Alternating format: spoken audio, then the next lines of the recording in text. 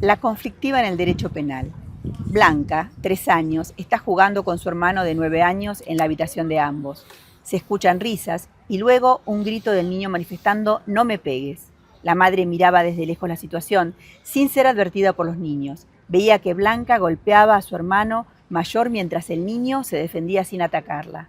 Cuando los gritos del mayor fueron evidentes, Blanca sale corriendo de la habitación, va hacia su madre llorando y le dice «Ignacio me pegó». La madre la observaba mientras ella lloraba sin lágrimas. Preguntó «¿Y dónde te pegó?». Inmediatamente revolvió sus ojos y se señaló el brazo derecho. El hermano gritaba desde su habitación «Mamá, es mentira, ella me pegó a mí». Entonces la madre le dijo a la niña «Yo vi desde aquí cómo vos le pegabas a tu hermano». La niña dejó de llorar. Inmediatamente la madre le dice «A la señora que te cuida, ¿también le decís que Ignacio te pega cuando no es verdad?». La niña la mira sin manifestar ninguna palabra, sintiéndose descubierta. La madre le pregunta «¿Por qué le mentís a la señora?». Y Blanca simplemente dice «porque ella me cree». El simple relato que efectuó la doctora nos muestra una inmensidad en la medida que las mentiras verdaderas fluyen a menudo y llegan a circunstancias que con el tiempo perjudican al niño, a los progenitores, a la familia. Estas circunstancias, que en el fondo son dolores del sentimiento y del corazón, nos llevó a escribir respecto de este tema, no desde un aspecto totalmente profesional, sino de las vivencias de los abogados que están todo el día con estas situaciones que en el fondo también participan del sufrimiento. Buenos días amigos, de nuevo en un maravilloso día en este magnífico Parque del Retiro. Hoy tengo el placer de presentaros a dos personas a las que admiro, a las que conozco ya hace algún tiempo, y aunque nos divide mucha distancia, casi 15.000 kilómetros, he tenido la grandísima suerte de poder participar con ellos en unas polémicas jornadas en el Congreso de los Diputados hace escasos 3 días. 5 horas de discursos negacionistas moderados por diputadas de Vox. En el centro de su debate, otra vez las denuncias falsas y la idea de que la ley, según sostienen los ponentes, no ha conseguido reducir el número de mujeres asesinadas. No funciona, no está teniendo los resultados esperados porque no protege a las mujeres que de verdad lo necesitan y además vulnera los derechos de la mitad de la población, que son los hombres. También se ha dado voz a quienes se consideran víctimas de la ley. Soy un padre normal que se enfrentó por el terrible delito de pedir la custodia de su hijo a más de 30 procesos judiciales, 7 denuncias de violencia de género. Para la ministra de Igualdad es bueno escuchar los argumentos negacionistas de la ultraderecha, dice, para rebatirlos. Acusa a Vox de lanzar un relato falso. Sabemos que esa denuncia falsa no se corresponde con la realidad, es el 0,01%, que el problema es de infradenuncia y que la desigualdad, cuando se vuelve violenta, mata. Como supongo que habéis visto a lo largo de estos días en los medios de comunicación, se nos ha tildado de todo, simple y llanamente por contar la verdad. Y hoy, para contar esa verdad, tanto en la parte de Argentina como lo que vivimos en España, tengo el placer de poder tener a dos personas a las que considero amigos, grandes luchadores, lo que viene a ser espartanos, tanto en la dura lucha de los juzgados, tanto en la parte penal como en la parte civil. Y ellos son nada más y nada menos que Patricia Anzoátegui, allí se llama doctora, en España son abogados de derecho penal, y Rubén Meloni Anzoátegui, que son familia ambos, y bueno, pues llevan todos los procesos en lo que le afecta a las familias en todo el tema de derecho familiar. Muy buenos días a ambos. Gracias. Un placer estar aquí. Y hemos empezado con una pequeña lectura de un fragmento del libro que quiero presentaros, que han venido a España por segunda vez. La otra vez, si recordáis, entrevisté a Rubén, y es una magnífica obra que se titula Hienas, abogados de familia versus denuncias falsas. Patricia Anzoátegui y Rubén Meloni Anzoátegui. Y bueno, versa un poco sobre todo lo que acontece a cualquier persona que sabe que se enfrenta a un proceso de separación, guardia y custodia, denuncia de violencia de género, y cómo de manera torticera se utilizan a veces los procesos judiciales, las leyes injustas, para destrozar la vida no solamente al hombre que la sufre, sino a toda la familia extensa paterna y especialmente a los niños. Quiero empezar porque, si me lo permitís, de manera muy breve, breves palabras sobre qué os ha parecido, qué impresiones habéis sacado, críticas buenas y malas, sobre las jornadas que hemos tenido el pasado día 4, qué impresiones habéis sacado ante prácticamente el lleno de la sala y la repercusión que se ha tenido. Yo estoy muy conforme porque nosotros estamos acostumbrados a la lucha esta, que es un enfrentamiento constante, ¿no? Cada congreso que nosotros hicimos allá en Buenos Aires también pasó lo mismo. Donde participábamos en congresos siempre había una repercusión, un ataque, directo, inclusive hasta a veces personal. Pero yo siempre digo, cuando esto es así y no se sientan a discutir ideas, la realidad es que es porque no hay ideas del otro lado. Nosotros venimos con un planteamiento de poner casos, o sea, es empírico. Hay una realidad que la planteamos, hay una conducta que se repite, que es la alienación parental, que está en el DSM-5 y lo planteamos, o sea, que lo que estamos planteando concretamente es algo que sucede en la realidad. Y ante la realidad, lo único que nos queda es el trabajo para concientizar. Cuando hay una realidad cruzada por una ideología, pasa esto, ¿no? Donde el ataque es ideológico, siempre, ¿no? Y personal. Entonces, yo estoy muy conforme, porque cuanto más nos atacan, señal que cabalgamos. Muy bueno. Buenos días, Rubén. Buenos días. Un placer por segunda vez tenerte aquí y me gustaría brevemente, pues igual, una pequeña reflexión sobre lo que vivimos el otro día. Sí, realmente me pareció muy agradable el enfoque que le dieron todos los que expusieron al respecto, porque hubo respeto, hubo profesionalismo y hubo intercambio de ideas. Fundamentalmente, a mí me interesa mucho el procedimiento, porque en la medida en que las leyes nos den la posibilidad de hacer una mejor defensa de la verdad y exigir que se apliquen esas leyes, podemos obtener algún resultado que sea mucho más corto en tiempo que lo que está ocurriendo en España y en Argentina. También es interesante comparar las dos legislaciones, no porque una sea mejor o peor que la otra, sencillamente porque se pueden complementar y el objetivo común es el acortar los tiempos en que dure el relato, que es solamente un relato, no está probado, y si no lo pueden probar en unos pocos meses, quiere decir que el relato es mentira. Entonces, de esa forma podemos evitar que los sentimientos familiares y de padres e hijos, o madres e hijos, porque puede ocurrir también, no se dilaten y terminen. Que si es una falsa denuncia, la falsa denunciante se convierte en una falsa cuidadora, porque le dan el cuidado del menor, y la denuncia se convierte en una falsedad verdadera, porque convence al niño de lo que no pasó, pasó. Interesante reflexión, porque además la falsa denunciante se convierte en una falsa cuidadora. Y Patricia ha hablado sobre algo prohibido aquí en España, que sabéis que es palabra maléfica, que se llama alienación parental. Así es. Compagíname alienación parental con la falsa denuncia y la falsa cuidadora. Mira, yo te digo una cosa. La falsa cuidadora es una idea de mi primo que me parece interesante, porque en realidad la alienación parental es una conducta que está en el DSM-5, en el código B6120. O sea, existe. No como síndrome. ¿Cómo lo discuten ellos? Dicen, no, el falso síndrome. No. Lo que es falso es que sea un síndrome, pero la conducta existe y está en un manual de psiquiatría. Bueno, entonces, a mí me parece que esta dialéctica, porque todo tiene que ver con una dialéctica, ¿no? Con un relato. Entonces a mí me encanta, porque cuando empieza le digo, ¿en qué momento? Yo lo veo en los juicios. ¿En qué momento yo pregunto sobre eso? Y me dice, no, el síndrome no existe. ¿En qué momento dije síndrome? Y entonces le pregunto por el código. Ningún psicólogo sabe de ese código. O sea, ¿cómo puedes ejercer desde el punto de vista oficial o privado sin conocer justamente esa conducta que está en el DSM-5? O sea, ya ves la mala praxis, pero ves también que es una mala praxis muy dirigida, ¿no? Más que mala praxis, no es culposo, es doloso. O sea, por eso te digo, hay un tema doloso que están teniendo los psicólogos y las personas que trabajan en esto, no solamente los peritos oficiales, sino también los peritos privados que atienden a los niños y te dan el diagnóstico de abuso, cuando el abuso no es un diagnóstico, es un delito. O sea, hemos tergiversado absolutamente todo. Y ante eso, Bueno, lo único que nos queda es trabajar en la concientización, en empezar a sacar los velos, ¿viste? Pues yo a veces me siento en la caverna de Platón, te lo digo en serio. Me siento ¿viste? Que estoy viviendo, me pasan las sombras y la realidad por atrás, porque realmente eso es un poco lo que han logrado. O sea, si vos me preguntás, ¿fueron eficientes? Excelentemente eficientes fueron.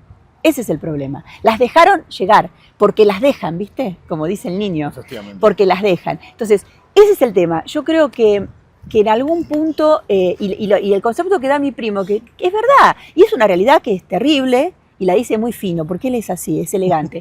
Él dice, es una mala cuidadora. Yo diría que es más que eso, ¿no? En realidad hay patología detrás de estas mujeres, ¿no? Que por supuesto, se niegan a diagnosticarlas durante el proceso. Narcisismo, psicopatías. Sí, en general hay trastornos límite de la personalidad, que es el más frecuente que nosotros encontramos, que te ponen los indicios, todos los indicadores, pero no te quieren poner, no te la quieren diagnosticar. Entonces le preguntas en los juicios a las psicólogas, ¿por qué no le puso el diagnóstico? Ay, no, porque no la queremos estigmatizar. Entonces, ¿cómo la cura? ¿Cómo? Se le están pidiendo que la analice en un juicio para saber cómo está, porque eso no es estigmatizar, eso es saber si hay que tratarla. O sea, por otro lado, tampoco como niega la alienación parental, tampoco tratan a los niños. Los niños quedan muy mal con esto. Entonces, este es el problema. Todo esto lleva a que tenemos problemas en el tema de salud mental. Obviamente hay un tema de salud mental que el Estado no se está haciendo cargo porque lo tapa con esto. Sos mujer, no importa que seas loca, o que estés mal, o te quieras suicidar. No importa, porque total, no te lo voy a diagnosticar porque no te quiero estigmatizar. Si sos hombre, sos narcisista, psicópata, bueno, todo tipo de drogadicto, maltratador, sí, mal padre. Por eso te digo, entonces, estamos teniendo una subversión del derecho que nos va a llevar nos ha llevado a revertir los principios constitucionales más importantes, que están en todos los países, ¿me entendés? Porque el derecho a la igualdad está en la ley, y el nubio pro reo me parece que está en todos lados, con lo cual, viste, si vos llegás a esta situación, lo único que nos queda es salir a hablar. O sea, hay que pararse en el púlpito y empezar a aplaudir para que vengan a escucharnos. Y por otro lado, vos sabés que yo en el Congreso hice una petición, se las voy a hacer también acá a todas las mujeres. Estamos creando lo que se llama la quinta ola para recomponer lo que rompimos, porque rompimos cosas, rompimos familias, rompimos vínculos, rompimos la imagen del padre que es tan importante en la psiquis del niño. Vamos a recomponer. Hay mujeres como yo y como otras, muchas más, que queremos recomponer. La quinta ola tiene que ser la recomposición, también la nuestra. Nosotros tenemos que recomponer nuestra imagen porque ahora somos malas palabras. O sea, los hombres huyen de nosotros. Esta es una realidad. Ese es el mayor daño que ha hecho la ideología de Por género, supuesto. que es la destrucción de la familia a través de que el hombre y la mujer se odien. Exactamente. No, y además porque viene, yo lo voy a decir porque a mí me interesa decir lo que pienso, yo creo que esto viene también de una lógica marxista, ¿no? Porque antes hicieron la división empleado, sí, patrón, y ahora como eso no les dio resultado, entonces vienen por esto que son la mitad más uno son las mujeres. Acá nos ganan, dijo, acá ganamos, porque son más mujeres que hombres. Entonces, esto es ingeniería social, sin duda. Rubén, me gustaría que explicaras a la gente que nos va a ver, porque sois los responsables, si no recuerdo mal, del Observatorio de Denuncias Falsas en Argentina. Y antes de entrar en el debate, ¿cómo afecta todo lo que ya ha dicho Patricia en los procesos civiles? ¿Qué es brevemente el observatorio y cuál es la cuestión, cuál fue el motivo de crearlo?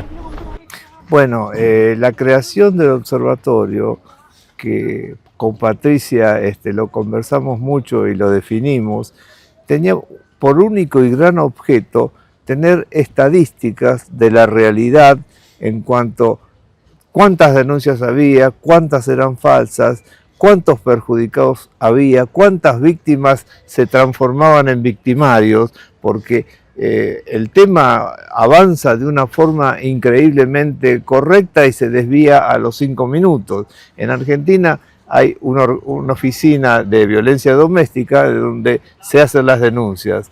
Toman la denuncia, toman el relato, le dan una categoría de bajo, alto o medio, el cuidado que hay que tener, y lo pasan al juez penal y al juez civil. Al juez penal no siempre, porque si la persona que denuncia no acepta la acción penal, no la hacen a menos que vean un delito y lo hagan de oficio. Entonces, lo toma el juez, es la ley que lo dice, pero que no la cumplen. 48 horas tiene que tener contacto con las partes, en 3 días un examen interdisciplinario y en el transcurso del mes un examen completo para tomar una decisión. Esa restricción que impone inmediatamente se basa en una ley civil que implica requisitos. Como es una legislación preventiva, es temporaria y dice que además de tener tiempo fijado, debe tener fundamento en cada caso, de forma tal y tiene que haber un peligro inminente. Con esos 3 requisitos, el juez puede tomar una restricción y expulsar o sacar del hogar conyugal a la persona denunciada. Pero el problema es que el tiempo se desarrolla y las leyes no se cumplen, porque si dentro del mes el juez o el juzgado hiciera todos esos pasos, podría definir si realmente estamos ante una situación que merece la restricción o que merece el estudio, pero sin que se rompan los elementos fundamentales de la vida de la familia, que son los sentimientos y que son el contacto de padre e hijos, o madre e hijos si fuera al revés. Entonces, ahí se desarrolla una situación que es anormal. Eso tiene que corregirse.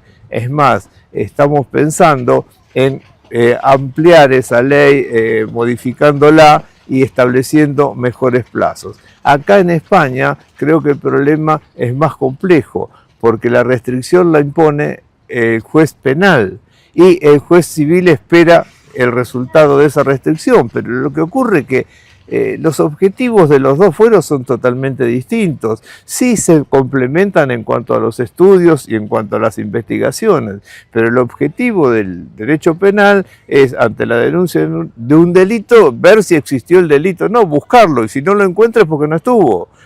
Y el trabajo del juez de familia, independientemente de ver si la denuncia es verdadera o falsa, también tiene que tender a la recomposición de la relación familiar, y si realmente surge una situación que es anormal y hay un responsable, debe tender a la reeducación del responsable en la medida en que la familia hay que de alguna forma sostenerla, y si el camino de la familia se hace incorrecto, redirigirlo con los estudios y con los elementos necesarios que tiene la justicia y puede utilizar. Entonces, si en la ley orgánica penal dice que hasta que no termine la investigación sigue la restricción, entiendo que es excesivamente perjudicial para las relaciones familiares. Patricia, en base a lo que nos ha contado Rubén, ¿cuál es el tiempo, bajo vuestra experiencia, cuál es el tiempo promedio desde que se inicia una denuncia hasta que se termina, aproximadamente, y cuál es el daño que veis en vuestra experiencia que se causa gravemente a los niños? Bueno, promedio no, yo te voy a decir lo mínimo que pudimos estar en una causa, que fue este año que estuve muy poquito, porque era una denunciada, una docente, ¿no? Estuve un año y pico una docente que no había nada, hicieron la cámara gesell igual y todo. Pero, por ejemplo, en caso de familias conflictivas, el conflicto se arrastra. Entonces, ¿qué pasa? Siempre tarda más. Como mínimo 4 años, te digo, 4 años como mínimo, y yo tengo un caso que acá, en este libro hay muchos casos. Nosotros acá tenemos un muchacho que estuvo 12 años, su hija adquirió la mayoría de edad, y yo tengo ahora uno que todavía no se hizo el juicio oral y ya van 12 años, 13. ¿13 años? Sí. Y el señor ahora él vive acá en Europa, y se va a hacer el juicio oral, pero la realidad es que es terrible, porque hasta es bizarro lo que cuentan, ¿no? O sea, y sin embargo llegó un juicio oral de una manera que no se entiende, ¿no? Porque había una contaminación evidente, pero el problema es que en provincia, al no hacer validación del testimonio, que eso es el otro tema, ¿no? Lo que le fueron quitando al proceso que es la ciencia jurídica, o sea, la ciencia, ¿entendés? O sea, es absolutamente, los procesos, depende de qué provincia, es absolutamente acientífico, ¿me entendés? O sea, no hacen validación de testimonio, no cumplen con los protocolos para tomar bien la cámara gesell. Entonces, ¿qué pasa? Cuando llegan a la etapa que tienen que definir, por las dudas, que vaya a juicio oral. Con nada, ¿no? Con nada. Entonces es muy complejo. Y después nosotros en el juicio oral tenemos todo el problema de encarar, ¿no? De ir encarando todas las deficiencias del proceso. Que por suerte y gracias a Dios, cuando tenemos juicio por jurado, al poder verlo el jurado, que fueron un desastre durante todo el proceso, y dice, esto me puede tocar a mí, la cosa cambia. Cuando tenemos jueces que, a veces por el tipo de delito o por el monto de la pena, no se puede hacer un juicio oral por jurado. Cuando es así, los jueces que deciden por sesgo. Los condenan porque si estuvo preso no los quieren liberar porque si no tienen una responsabilidad del Estado y por cierto también ellos. Entonces te dejan, o sea, no corrigen los errores porque no quieren aceptar los errores que los dejarían en evidencia, ¿no? Entonces lo único que estamos logrando ahora es que con juicios por jurado los jurados vean los desastres que les pueden pasar a ellos como ciudadanos. Entonces eso me parece que es lo que se puede aportar, porque en Provincia de Buenos Aires realmente hay muchos sesgos, salvo una jueza que la tengo que nombrar, que es la doctora Ramírez, que ha hecho una solución maravillosa de 300 y pica de páginas, donde tienen que explicar mucho más la absolución que una condena. La condena te la hacen con 20 páginas y la absolución te tienen que explicar porque los cuestionan. O sea, cuando hacen lo correcto son cuestionados los jueces, pero hay jueces valientes. Hay jueces valientes y son mujeres, muchas. Son mujeres. Nada mejor que una mujer para conocer a otra mujer, ¿no? No, bueno, también hemos tenido jueces valientes varones que pobrecitos les pegan mucho, les pegan más. Así que imagínate, ¿no? Me tocó en Tucumán tener un juez que hizo la absolución y muy bien, el doctor Guido Cataño. Después me tocó también el doctor Tomás, que mandó a una mujer a investigar porque había presentado un video horrible y entonces, ¿qué hizo? Cuando yo dije, este video es pornografía infantil, si se lo encontraban a mi cliente estaba preso. Entonces dijo, bueno, ante esta situación que se investigue. La mandó a investigar por corrupción de menores. Estamos en esa causa, o sea que por eso hay jueces que se empiezan a destacar y también hay voces de jueces que ya se dieron cuenta y empiezan a juntarse con este tema. Que eso es muy importante. Yo sé que hay jueces que están organizándose para empezar a plantear esto hay que cambiarlo. O sea, hay conciencia en el mundo judicial de que esto hay que cambiarlo. Sí, de los menos y de los que no están tan involucrados, porque los que cometieron muchos errores, ¿sabes qué? Les va a costar esto. Esto termina con una reivindicación histórica, ¿me entendés? Esto termina porque hay gente presa inocente y va a tener que reverse eso. Hay que empezar a hacer recursos de revisión ante la Corte Suprema porque esto realmente es un abuso contra determinadas personas. O sea, ¿en qué cambia de otros tipos de eventos que pasaron en el mundo? Sí, es una persecución literal. Odiaron a los judíos, odiaron a las personas de color y ahora odian al padre. Y el día que nos va a tocar a nosotros, un día nos van a odiar a las mujeres. ¿Viste? Y ese día llegará, porque mañana odiarán la naturaleza, odiarán los perros, odiarán las mujeres. Yo lo que quiero es dejar a salvo. Yo lo que quiero dejar a salvo es que todas las mujeres no pensamos igual y que en realidad ellas están perdiendo muchas mujeres por este tema. Es más, van a perder elecciones por estos temas. Así que se cuide Sánchez, porque va a perder elecciones con estos temas. Yo te lo digo porque pero es así, que se cuiden porque van a perder votos. Porque cuando a vos te encierran a un hijo injustamente, o no puedes ver a tus nietos, esa persona por ahí no le vota a una persona que favorece estas políticas. Mucha feminista se ha dado cuenta de lo que es el feminismo cuando su hijo está detenido. Ahora vamos a tener una muestra cuando se vote gobernador en Buenos Aires, a ver qué pasa, porque la provincia de Buenos Aires está estallada con estos casos. Y hay que hacer, por eso estamos haciendo conciencia, porque bueno, chicos, no voten lo mismo. Es así. Rubén, ¿por qué este libro? Te puedo contestar por qué y qué pasó. Porque cuando nosotros escribimos este libro era una reacción ante una situación que era muy difícil de manejar desde el punto de vista humano, desde el punto de vista familiar, desde el punto de vista de los profesionales que actuaban en esto. Y a la doctora se le ocurrió pensar en la hiena y encontró, en todo caso lo podría explicar, algún parecido con conductas que no eran positivas. Pero yo quería hablar de la realidad y relacionar la época en que escribimos el libro, hace 4 años, con la actualidad, en donde empezamos casos que ya terminaron. Y el resultado de la realidad es no positiva. ¿Por qué? Porque una persona denunciada, un padre, que tiene un sobreseimiento penal firme, en donde buscaron un delito y no lo encontraron, por lo tanto no hubo delito, ya está confirmado que es una falsa denunciante. En segundo lugar, lo lógico es que se inicie la revinculación, cosa que se hace, pero ¿qué pasa? El niño pasa a declarar o toma conocimiento a través de una charla y viene diciendo no quiero ver más a mi papá porque es un violento. porque tiene el discurso de la madre de 2 o 3 años en que duró el trámite penal y el trámite civil paralelo no tomó ninguna determinación de acercamiento. Entonces, lo que decíamos antes, la mala cuidadora deformó la mente mental y transformó del niño y transformó una mentira en una posible realidad. Yo tengo un caso muy fácil de descubrir cómo es esto. En el Hospital Elizalde, una profesional de la psicología estaba charlando con un niño de 3 años porque la madre había denunciado que el padre había violado al niño. Y bueno, en un momento dado la mamá dice, ¿puedo ir al baño? Que el nene tiene ganas de ir al baño. Fue al baño. Cuando volvió, dijo, Manuel dice que el padre le decía, pito cola, pito cola. Ah, la profesional dijo, bueno, entonces es una forma de comprobar que es un niño abusado. Y empezó a trabajar con el niño abusado.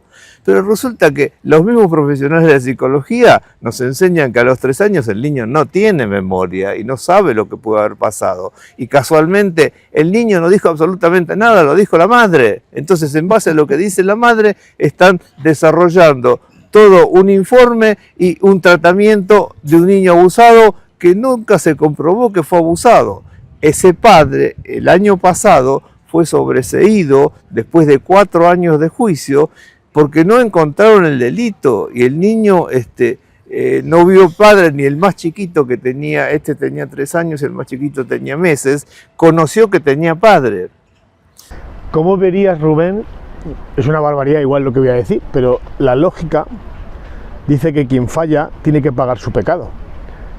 ¿Estarías de acuerdo desde el mundo del derecho que una persona X, en este caso la denunciante, si se demuestra que esa persona, yo no digo que sea una denuncia falsa, pero si se demuestra que ese hombre es inocente y que se le ha restringido a esos niños la carencia que le va a marcar de por vida no tener padre, ¿estaríais de acuerdo en que automáticamente esa mujer pierda la custodia y se le entregue al padre?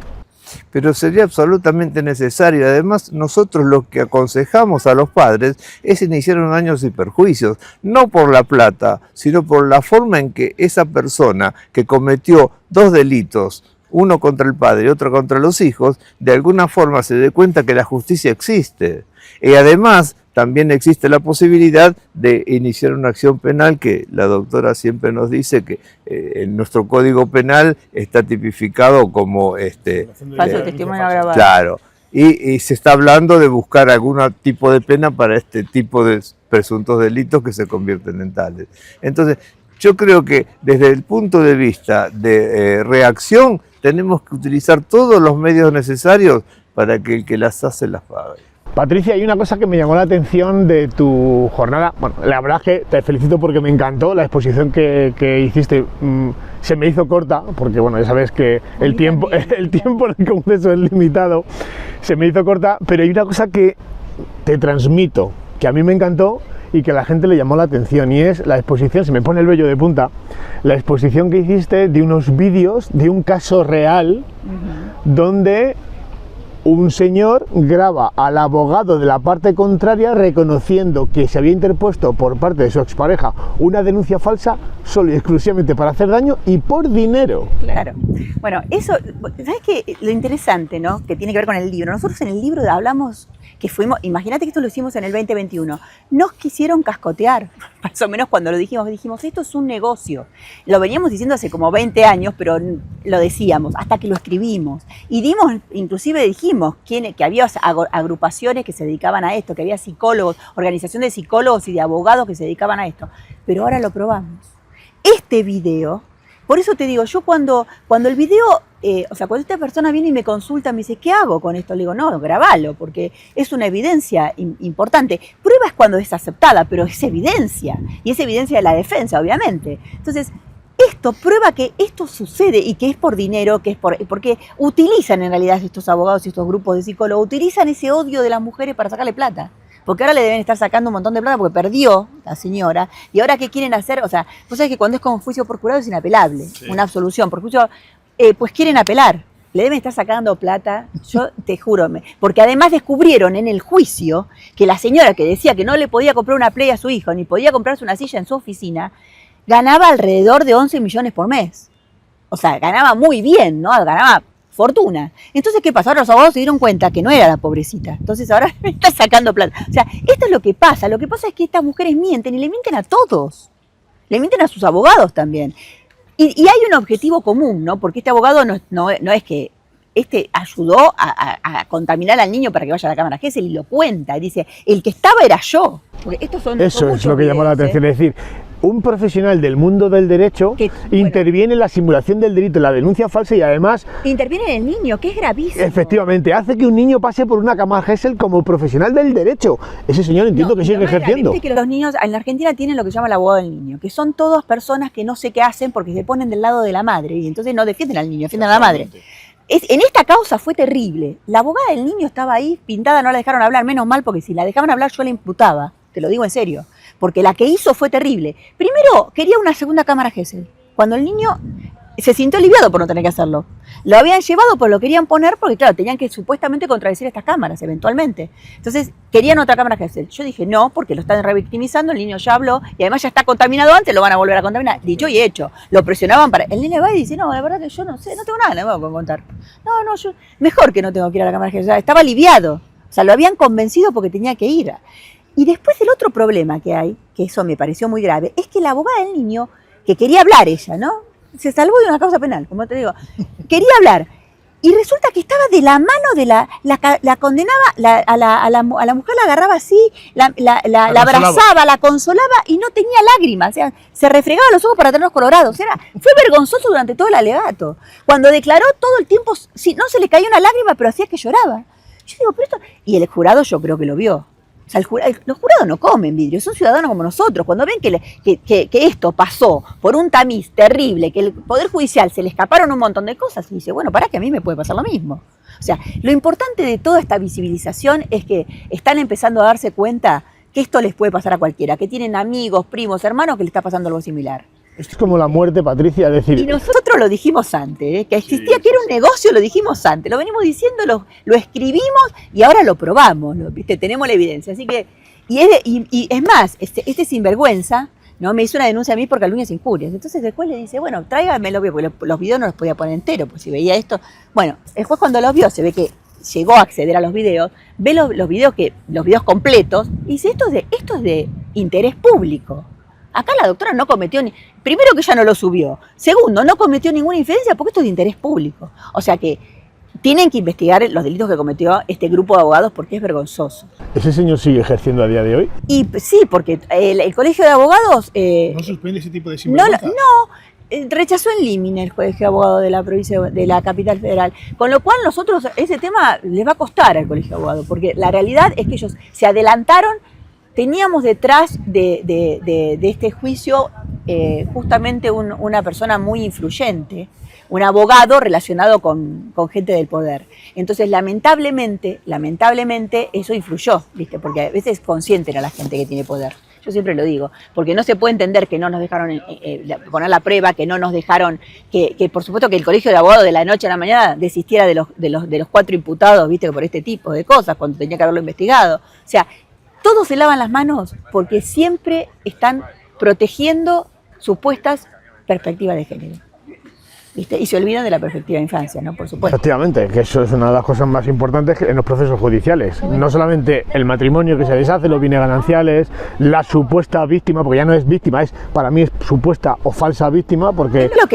Digamos supuesta porque a todos tenemos la misma presunción, ¿me entendés? Seamos respetuosos. Es la supuesta víctima... También, porque no sabemos, el delito se tiene que probar para que sea la víctima, ¿viste? Y la denunciante es la supuesta falsa denunciante, porque si la vamos a denunciar por falso testimonio agravado, también es supuesto, porque vos tenés que conservar el principio de inocencia, ¿no? Hasta que se demuestre lo contrario. Pero fíjate tú, el otro día escuché una frase que me hizo gracia, me dolió, y luego cuando la reflexioné dije, joder, qué acertada. Los hombres en España, en Argentina, los hombres, donde llega la perspectiva de género, vivimos en libertad condicional. Exactamente. O sea, me pareció demoledor como que libertad condicional. Y dice, Jesús, entiéndelo, es libertad condicional desde que naces. Porque en el momento que una mujer diga que eres culpable por algo que ni siquiera se te ha juzgado, la sociedad ya dice eres un maltratador. Y ella es la víctima. Bueno, fíjate que ahora, viste que yo comenté la ley Olivia, en el Sí, Congreso, sí, bueno. sí, sí. ¿Por qué me llamó la atención? Y encima quieren hacer la ley Belén, que menos mal que no salió todavía. Pero ¿sabes por qué? Porque el tema es que la ley Belén dice, ay, la violencia digital. Y la que hacen ellas con estos hombres, le ponen el cartel de pedófilo así, le hacen pegatinas en el barrio. En un caso que tuve, ella llamaba por teléfono para que le vayan a quemar la casa. Nadie le hizo nada. Ahí tuvimos un juicio por jurado y el juicio del jurado lo condenó. A ella. No, a ella no, a él. Porque claro, teníamos la hija de una exdiputada. Y viste, donde hay política. Pero vamos a ver, me está diciendo que es condenada una persona simplemente porque una señora dice que este señor es pedófilo, lo condenaron sin ningún tipo de prueba. Nada. Pero lo que pasa es que había una cámara que está mal tomada, esto pasó en Quilmes, la perita oficial, nosotros la denunciamos por falso testimonio agravado porque nos mintió durante todo. O sea, ella dice una cosa en los libros, trabaja con gente de acá de España, dice una cosa en los libros, escribe una cosa y después cuando va dice otra, le digo, pero usted dijo otra cosa acá. Y me cortaron el alegato. No sabés lo que hicieron en ese juicio, fue terrible, terrible. Y ahí estamos en la casación. En la casación no me quieren cambiar la fecha. Yo estoy acá el día 9, no me quieren cambiar la fecha, estamos ahí luchando para que, escúchame, no es un capricho, tengo que estar en otro lugar, en el mismo lugar, cambiame la fecha si estuviste 6 meses para poner una fecha, cambiámela. Entonces, lo que tenemos nosotros es un excesivo rigor con todo lo que sea que venga del imputado y una excesiva porosidad o te diría flacidez con la denunciante. Bueno, al respecto, yo quisiera agregar que ustedes hablaron de libertad condicional como una crítica que es cierta, y yo les puedo oponer que todos nacemos inocentes, según dicen las leyes generales de todos los países. Entonces, ¿cuál es la forma en que podemos relacionar dos conceptos tan distintos sobre una misma cosa? Uno de los dos es falso. Estamos en libertad condicional verdaderamente porque no respetamos el principio de inocencia, la igualdad ante la ley y la defensa en juicio. Por eso a mí me gustaría hacer un comentario, una petición, un pedido de reflexión a todos los que participan en el procedimiento, porque todos somos culpables de lo que está pasando y de que el monstruo de las falsas denuncias crezca todos los días. Entonces, que los jueces apliquen las leyes estrictamente y cumplan los pasos procesales. Que los jueces sepan y tengan en cuenta siempre que la acción declarativa, la acción es por tiempo determinado, la acción que imponen, que se convierte en una sanción después, y que tiene que tener fundamento y que tiene que ser una situación de peligro inminente. Mientras no respeten esos principios que están en todas las leyes, los juicios no terminan nunca, se matan los sentimientos y se perjudican a los niños.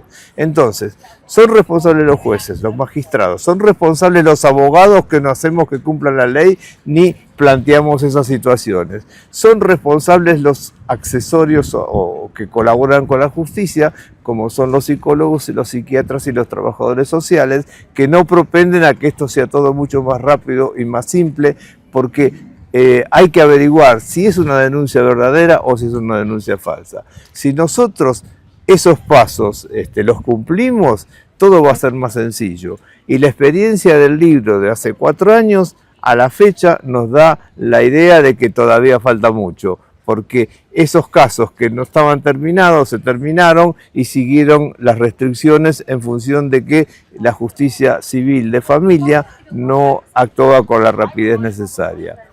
Por lo tanto, es muy importante que todos consideremos esa situación. Por esa razón, yo estoy iniciando unas acciones, que es una creación porque no es legal, pero es cierta, una acción declarativa, autosatisfactiva de inocencia probada, porque si la Constitución dice que el señor es inocente y no le probaron nada, yo quiero que me diga un juez que es inocente, porque después la gente, el común de la gente, con la publicidad que hacen, por más que tenga un sobreseimiento, buen nombre y honor y todo a favor, dice, no, pero hablaron de que era un pedófilo, que era un violento, pero si no era un violento, ay, pero lo dijeron tanto que les queda en la mente. Entonces yo quiero que el juez me diga, a través de un fallo, que eso es cierto, que el señor es inocente. Y además está la segunda acción, que también tiene que ver con la misma, acción declarativa, autosatisfactiva de inocencia presunta. ¿Por qué? porque necesariamente la palabra inocencia la tenemos que usar y practicar, si no estamos perdidos. Y yo le voy a agregar una lista a la lista de Y responsables. les pido un certificado de inocencia, porque así lo pueden publicitar y ir a los medios y decir, todo lo que dijeron de mí, acá un juez dice que soy inocente, así que cambien el pensamiento, porque no lo cambian. Claro, yo le voy a agregar a la lista de responsables los fiscales. El fiscal tiene que ser objetivo, no puede ser que los fiscales encarcelan a estos padres que salen de una cámara Gesell y los detienen porque son fáciles, el dulce son ustedes, porque son fáciles, ¿entendés? Y a los verdaderos delincuentes no los va a buscar, no los encarcelan, no los encuentra, los verdaderos están afuera. Entonces, este es el problema. Hicieron estadísticas los fiscales con nosotros. Yo digo, bueno, les regalarán un coche a fin de año, no sé, pero ¿qué les pasa? Porque no se puede entender que ellos tienen que pedir el sobreseimiento o la absolución cuando no tienen pruebas. Es así, todas las leyes orgánicas de los ministerios públicos les exigen que sean objetivos. El juez tiene que ser imparcial y el fiscal objetivo.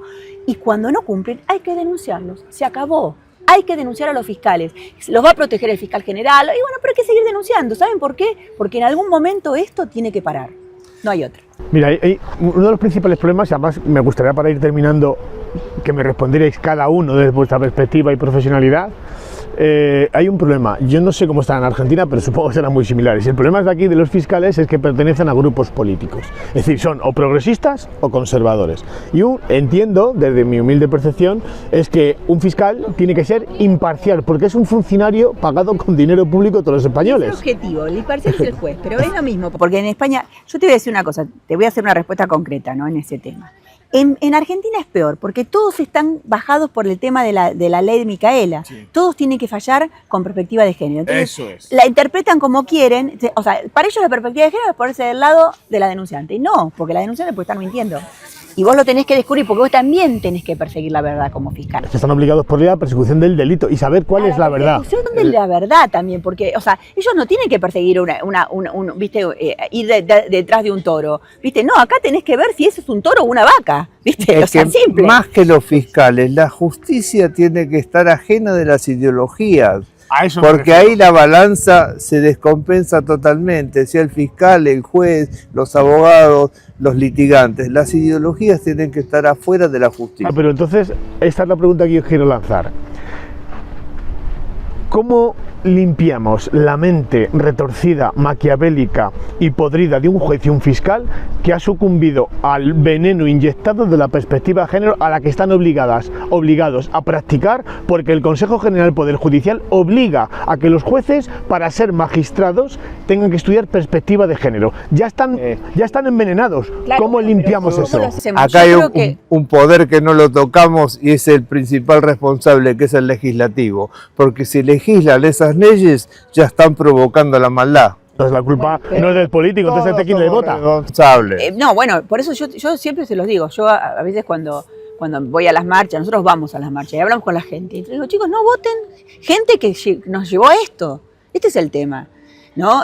O sea, hicieron de la política de género una caja. Esto yo lo dije claramente en el Congreso y esta es la verdad. Cuando hay dinero de por medio, cuando se han enriquecido abogados, psicólogos, que la profesión de psicólogos en la Argentina refloreció con todo esto, porque van y le llevan al niño y le hacen un certificado. Después le cobran el certificado, le cobran por ir a declarar y por después declarar en el juicio.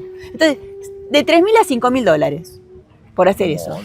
Hablando en positivo, a mí me causó una gran satisfacción en las jornadas que tuvimos esta semana, al conversar fuera de las jornadas con la gente de Vox, hablando de estos temas que estaban muy adentrados en la mejora de las leyes para que fuera una mejor justicia y para que se defendieran mejor a las supuestas víctimas y a los inexistentes victimarios. No, eso me pareció muy positivo, porque tiene que nacer en la Cámara también el principio de solución y tienen que terminar con esa ley de género, porque los seres humanos, seamos mujeres, hombres, somos todos seres humanos. Entonces no puede haber leyes para lo que tengan, quiero convocar a las mujeres, porque yo creo que tenemos que limpiar nuestro nombre.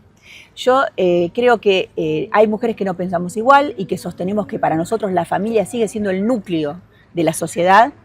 que parece tradicional, pero en realidad nacemos en una familia, y el que no la tiene otro problema, y es más, el Estado le busca una familia supuestamente, porque es importante. Entonces, ¿han hecho negocio con esto? Bueno, lo que hay que hacer es empezar a levantar la mano. Yo creo que hay mujeres que no pensamos igual, y que empiecen a darse cuenta, el feminismo hegemónico radicalizado, que no las estamos siguiendo, que no estamos con ellas, que a mí no me representa alguien que odia a un varón, porque yo he tenido un hijo varón, y porque he venido de un varón, y porque he amado a muchos varones, ¿no? He querido a mis familiares, y he querido a muchos varones. Y la verdad es que no podemos pagar el pecado por ser personas que queremos al otro sexo. O sea, es de locos esto. Entonces, las mujeres que piensan como nosotros, vamos a hacer la quinta ola. Se lo propongo. Y por favor, claro, ahí, la quinta ola. Vamos a crear una página y todo. Te tomo la palabra. Pues Patricia Anzoátegui y Rubén Meloni Anzoátegui. De verdad que en nombre de cientos de miles de papás, de familias, de abuelas, de segundas parejas, de los niños que están sufriendo esto y que por fin se les está escuchando, mil gracias por acompañarnos en estas jornadas. Mil gracias por haber aguantado lo que se ha dicho de nosotros durante estos 4 días. Eso es porque hemos tocado el corazón de la bestia. Se está empezando a descubrir la realidad sobre la perspectiva, la ideología y la maldad que tiene el feminismo, que es verdad, y hay que decirlo, que son cuatro gatas, porque la gran mayoría de mujeres son muy buena gente. De hecho, a lo largo de la historia hemos visto cómo hombres y mujeres nos necesitamos el uno a otro, porque hombres y mujeres no viven y mujeres sin hombre tampoco. Y para mí ha sido una satisfacción personal no solamente poder contar con vosotros en unas jornadas como estas, sino poder estar aquí hoy en el Parque del Retiro pudiendo presentar este maravilloso libro, al que os invito a que compréis, que lo leáis y que contagiéis con vuestra lectura y vuestros pensamientos con el boca a boca a que este libro se dé a conocer en el mundo entero de habla castellana. Porque y habla inglesa también. ¿También está en inglés? Está en inglés, y además lo tenemos en ebook ahora, disponible. En ebook, también en inglés lo tenemos en ebook.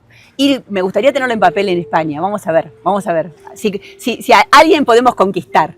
Bueno, tenemos por aquí cerca a una persona que a lo mejor hace posible que este documento en España, este magnífico libro, se pueda convertir en papel y que llegue a mucha gente, para que sepáis de cerca lo que estas dos personas en Argentina llevan luchando, y aquí en España, gracias de todas formas a gente que nos acompañó. ¿Puedo leer al final? Porque Perfecto. Me gustaría terminar con un niño. Mira, este es un caso que tuvimos nosotros en el estudio. Y es la conclusión de una niña de 4 años durante una entrevista de psicodiagnóstico realizada en el cuerpo médico forense ante una denuncia de abuso sexual infantil. Durante la realización de la batería de test, la niña, que había respondido a todas las preguntas con amabilidad y predisposición, cierra espontáneamente el examen manifestando en forma clara y contundente: yo tengo papá, ¿saben? Vaya este corolario en honor al cuerpo médico forense que, con su profesionalidad, llegó una vez más a la verdad, descubriendo una falsa denuncia. Se me eriza el pelo de dolor cuando una niña tiene que preguntar si alguien sabe si tiene padre. Yo tengo papá, ¿saben? O sea, como diciendo... ¿Saben ustedes si yo tengo padre? No, le dijo, ¿sabe? Yo tengo papá. Reafirma, yo tengo papá, ¿saben? Eso me pareció... Una niña reafirma la existencia de su padre y le dice a los demás: yo tengo papá, ¿saben? Esa es la triste realidad que muchos niños, por desgracia, no pueden, apagados por muchos equipos psicosociales que abusan de su poder. Aquí en España tenemos un reciente caso, el de Teo Leandres, cuya Junta de Andalucía fue condenada por mala praxis porque a un niño se le sometió a más de 170 sesiones de terapia a través de EICAS y ADIMA, unas instituciones, vamos a decir, paranormales dentro de la Junta de Andalucía, por someter a un niño a ideologizarle de que había sido abusado por su padre. Todo fue tremendamente mentira. Las enfermas mentales que hicieron ese tipo de trabajos, que son delictivos, siguen ejerciendo su profesión en la Junta de Andalucía. La Junta de Andalucía pagó 120.000 euros de indemnización, que pagamos todos los españoles, y el padre fue indemnizado después de ser condenado, creo recordar, a 10 años, que estuvo 2 en prisión, fue declarado inocente y fue indemnizado con 60.000 euros. Ese es el daño que paga el Estado por ideologizar a tu hijo, hacerle creer, después de prácticamente año y medio, con 170 sesiones, haciéndole creer que había sido usado por su padre. Ese es el daño que tienes derecho a reparación, 60.000 euros, quedarte sin padre y un padre que se quedó sin hijo. Esta es la realidad que vivimos en este país. Gracias de todo corazón, repito, Un placer y nos vemos pronto, amigos. Fuerza y honor.